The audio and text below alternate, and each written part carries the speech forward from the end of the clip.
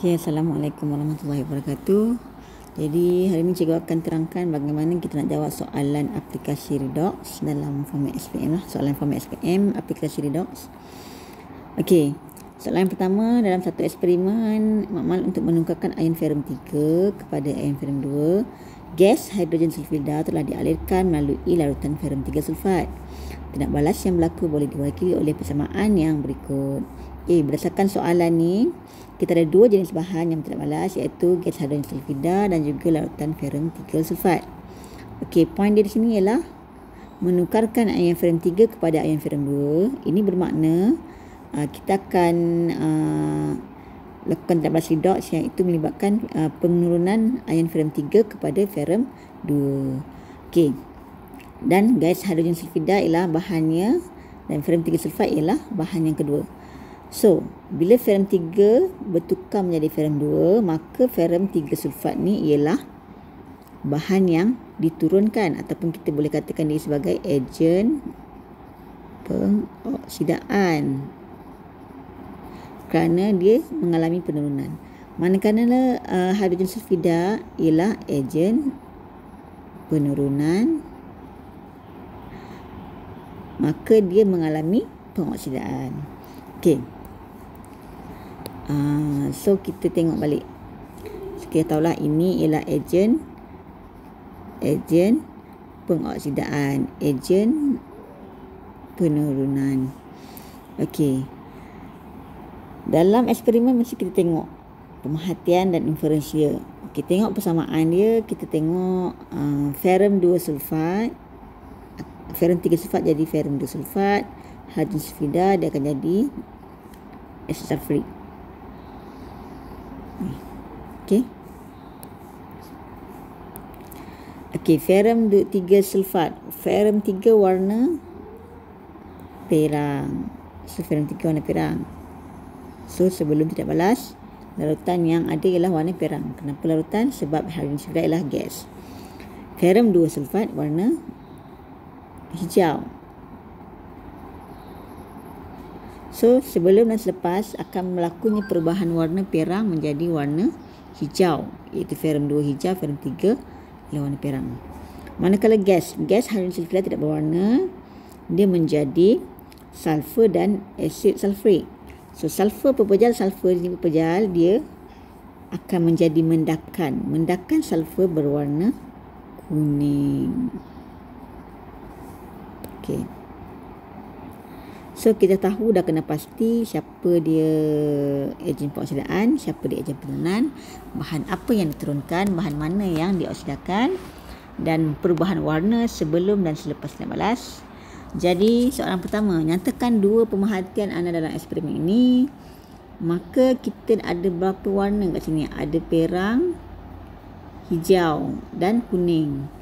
So pemerhatian pertama ialah perubahan dari segi larutan, warna larutan ni.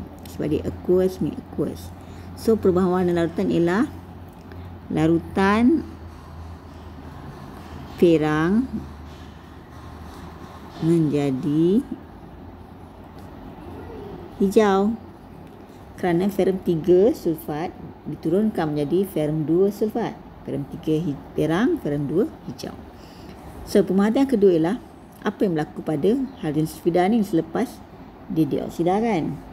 Dia menghasilkan sulfur dan asid sulfurik.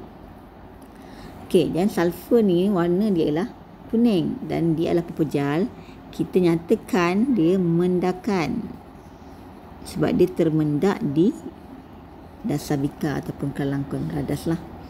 Mendakan warna kuning terhasil, terbentuk ke. Okey, so 2 markah di situ. Okey, bila lihat balik, analisis balik persamaan kimia ni, ada yang mengalami penurunan, ada yang mengalami pengoksidaan. Maka jenis tindak balas ni apabila kedua-dua pengoksidaan dan penurunan berlaku serentak, maka kita namakan sebagai tindak balas redox.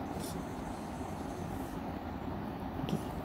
Apakah peranan hidrogen sulfida? Okey, tadi kita dah analyse kan. Hidrogen sulfida ni ejen penurunan. Diletak je balik jawapan. Ejen penurunan. Cadangkan satu bahan lain yang boleh berperanan seperti hidrogen sulfida untuk menggantikan hidrogen sulfida dalam eksperimen di atas. So, selain daripada hidrogen sulfida, apakah bahan-bahan yang biasa digunakan sebagai agen penurunan? So, biasanya kita boleh gunakan logam yang lebih elektropositif daripada ferrum 3. Contoh logam zinc ke magnesium, ataupun bahan yang lain, sulfur dioksida, natrium sulfid. Okay. So antara dua bahan ni lah, sulfur dan natrium sulfid sebagai ejen penurunan. Satu bahan lain ni kita nak tulis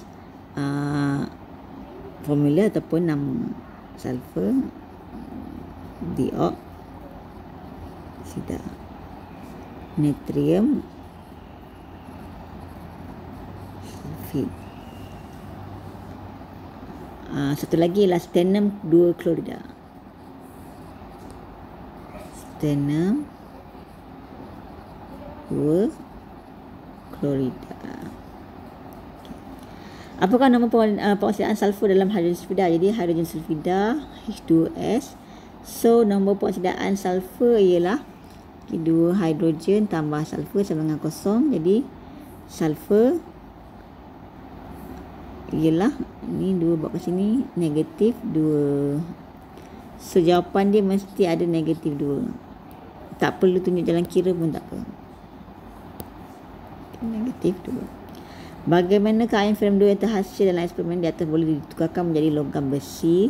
So ferrum 2 dia ialah logam yang kurang elektropositif. Jadi kita nak completely hilangkan cas dia, kita tindak balaskan dengan logam. Tips dia ialah tindak balas dengan logam yang lebih elektropositif.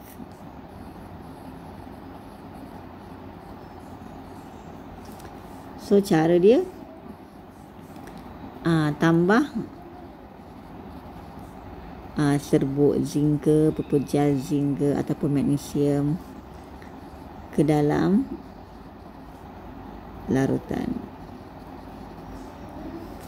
Serbuk zinc berlebihan. Kita kata berlebihan maksudnya kita nak pastikan semua ion ferrum 2 tu ditukarkan menjadi ferrum. Tambah serbuk zinc dalam larutan secara berlebihan.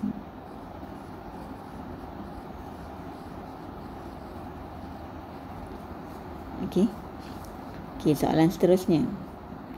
Tuliskan persamaan bahan yang bagi tindak balas yang berlaku di satu tadi, yang mana kita tambah zinc kan, ataupun tambah magnesium ke, ikutlah. So kalau zinc bertindak balas dengan ferrum 2 positif, menghasilkan zinc pula yang akan jadi ion dan ferrum. So konsep kat sini lah konsep penyesaran logam.